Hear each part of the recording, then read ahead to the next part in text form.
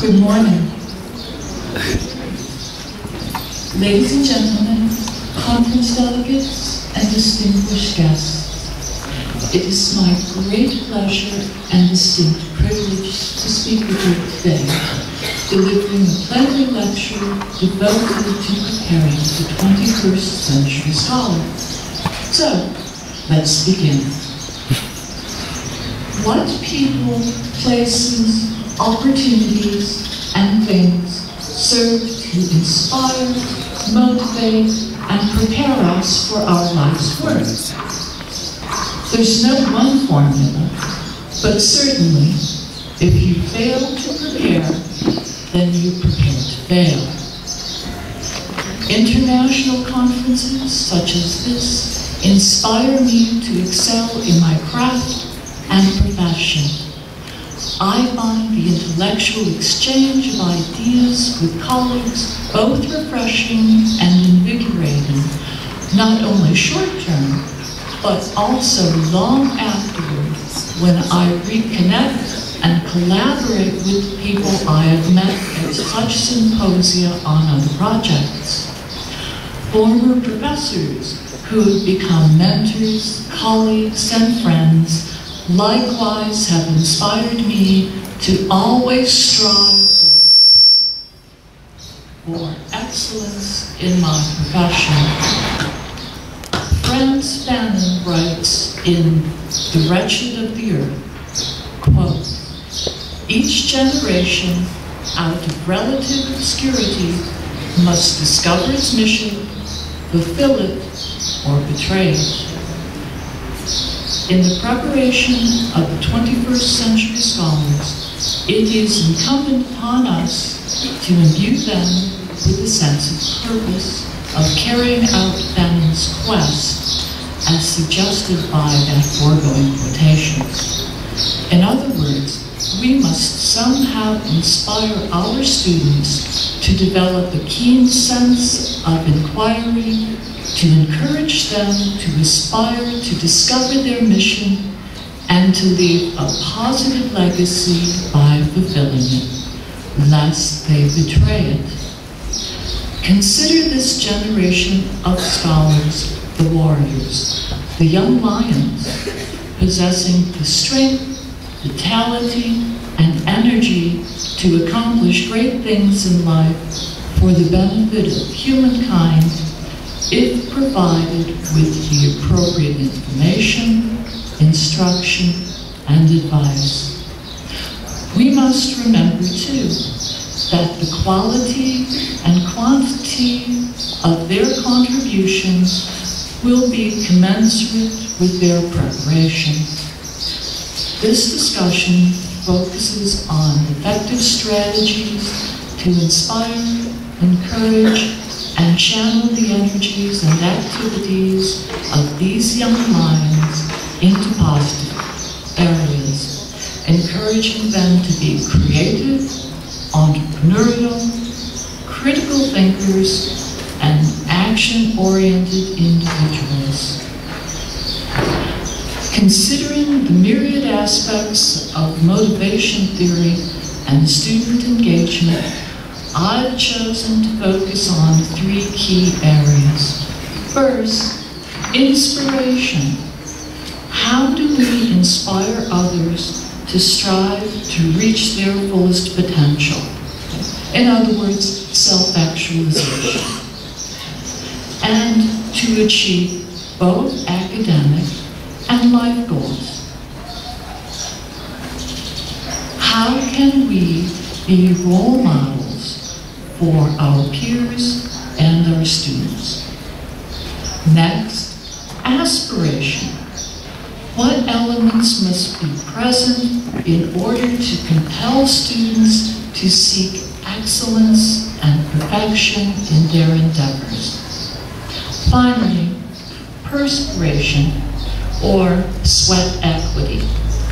How do we reinforce a strong work ethic, both academically and professionally, in young scholars? Acquiescence, apathy, entitlement, and enabling behaviors are simply unacceptable. I share paraphrased quotes by a few musicians to illustrate these points. First, the Baroque composer Johann Sebastian Bach, who stated that music was his craft and a gift from God, and it was his bounden duty to practice his craft to the best of his ability for the betterment of humankind.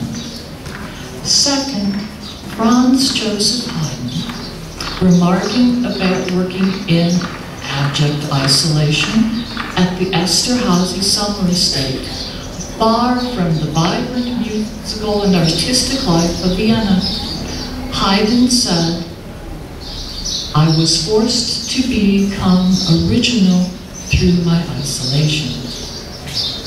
Finally, the 1960s soul singer Wilson Pickett, who said, "Soul ain't nothing but a feeling, and first you harmonize, then you customize." Bach was motivated by divine power and 18th century rational humanist doctrine to create magnificent, intricate, moving, and beautiful musical expressions of faith. Haydn was compelled by physical and environmental circumstances to rely solely upon his own visceral instincts and eschew appealing to the lowest common denominator in the creation of masterworks for his patron. Absent external influence and inspiration, he was motivated by necessity. Finally, Wilson Pickett, in attempting to define soul music as a genre, calls upon us to look within ourselves for inspiration through states of emotional well-being and expression, also coalition building, excellence, mentoring, entrepreneurship. The question for us as practitioners in higher education then becomes, how do we instill and foster these traits in our students in a media-saturated environment? Can we effectively compete for our students' attention in the face of Pinterest, Foursquare, Facebook, and Instagram? Should we? And if so, how? All of the aforementioned men could have cheated, cut corners, or taken the line of least resistance, but chose not to do so. Why?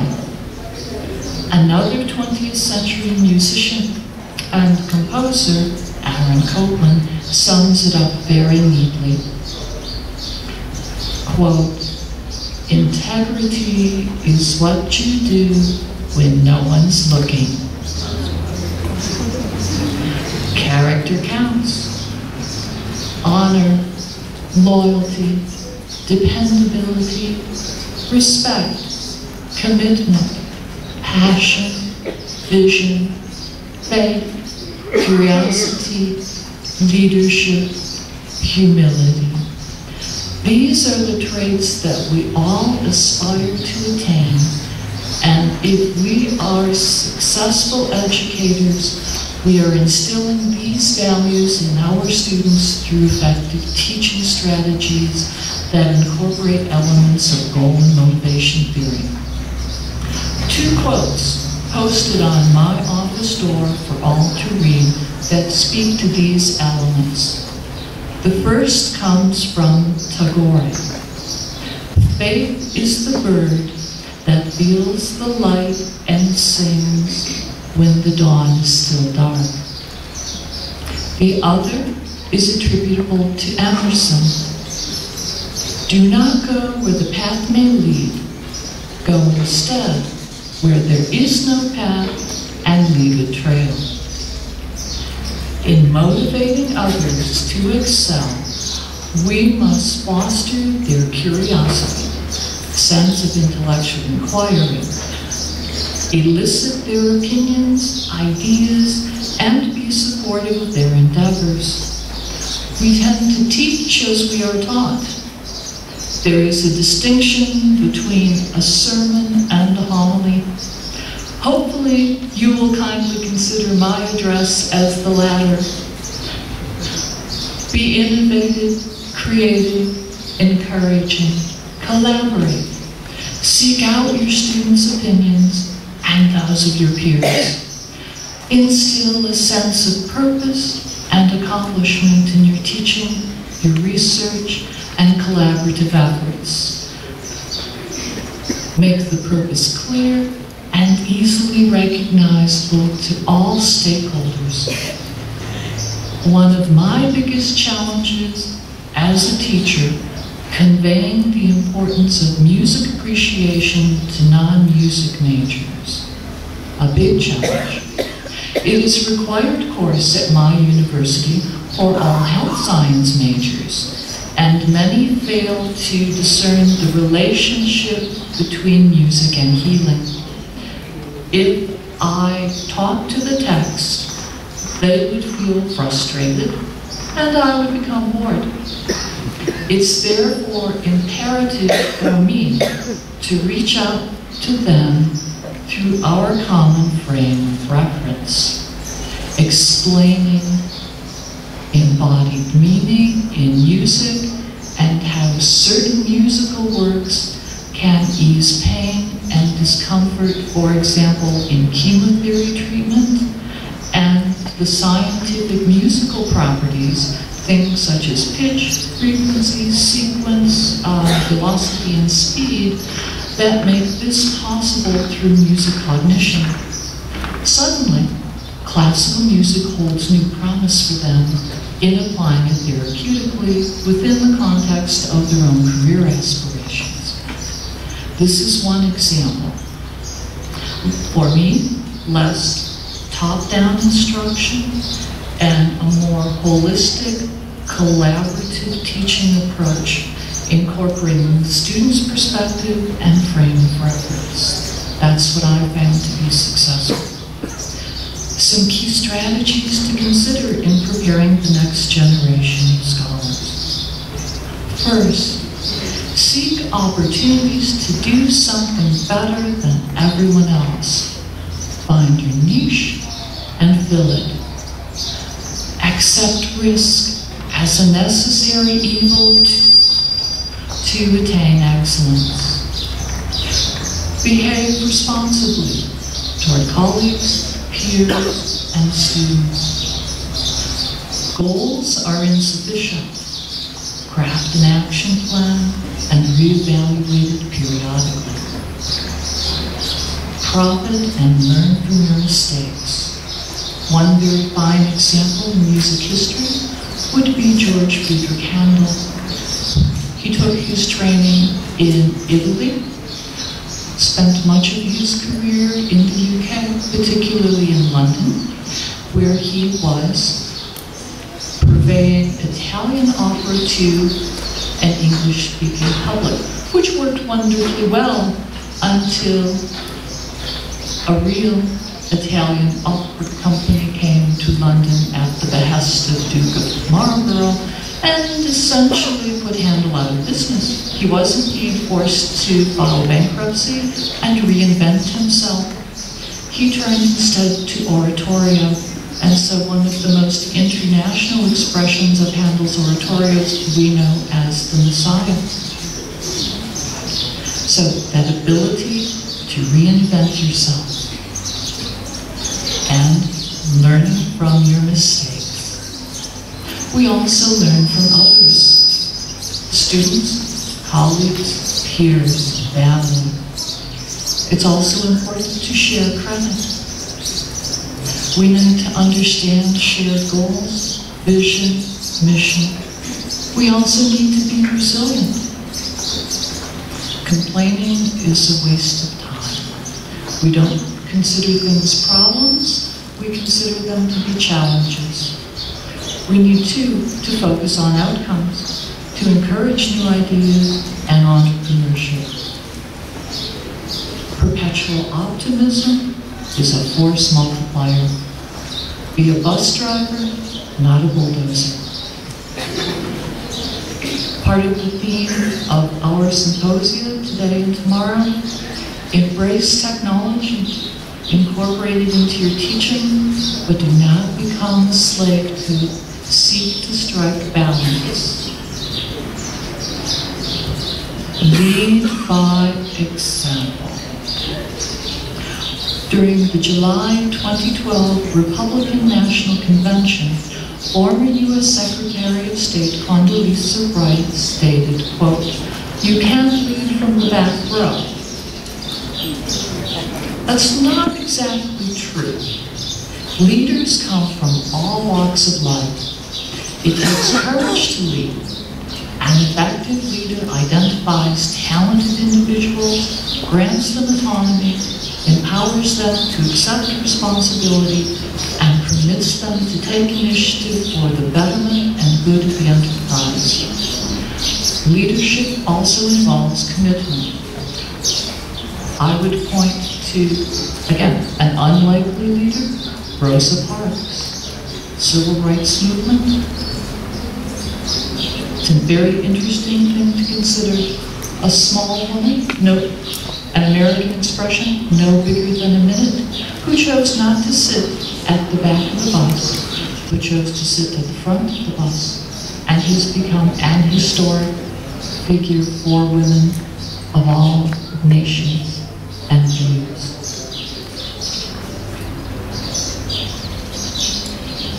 Opinions matter.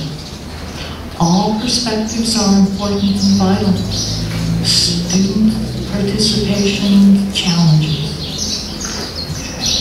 My students have said to me when I encourage dialogue in my class, "No one's asked for our opinion before. We didn't realize it mattered." Opinions matter. Absolutely. Shared dialogue and expression of ideas, views, and opinions are ways to motivate and increase student engagement. History matters. Legacy is important. We must make sure that the next generation of scholars understands their local, national, and international history, their place in that continuum, and the legacy they leave behind. A very fine saying that's appropriate to this strategy: deeds, not words. And this comes from the military unit. But we also must bear in mind, too, our place in the continuum, because no one is indispensable. So it is incumbent upon us to make sure that our students do not overestimate their capabilities or develop an overinflated sense of self. Balance is key. Or, as a colleague says, no one wants to be a legend in his own mind. Preparation is key. The day we decide that we have learned it all, that there is nothing more for us to learn, that we have no new experiences, meet no one new, are transformed by nothing in our environment, that's the day we cease to intellectually exist. It's not easy to inspire and motivate others when we are not fully engaged in our work and daily lives. Make the investment, foster and develop our intellectual capital. One of the ways to do that, part of why we are together these 2 days, developing knowledge-based, entrepreneurship-based, micro-business-based initiatives for that next generation of scholars that will serve to foster and grow both local, national, and international economies. Also, too, part of preparedness includes cognizance of emerging trends, not only educational trends or professional activities, but also socio-political, economic, and technological initiatives that impact our lives. Knowledge and skill acquisition requires work, sometimes dull, repetitive drills and tasks, but this work is a real investment in the future. We must serve to be transformative in nature for the good of our students. We need to practice what we preach. Technology is certainly an integral component. E-books, the internet, online distance learning, wikis, MOOCs, and the like. New innovations such as Udacity and Coursera that offer open learning programs are also part of this initiative. And they very much redefined our role as educators, mentors, and researchers. We owe it to the next generation of scholars, our young lions, to make full use of the resources and technologies available to us to demonstrate leadership in higher education from both the lectern and the back row of the classroom. Thank you.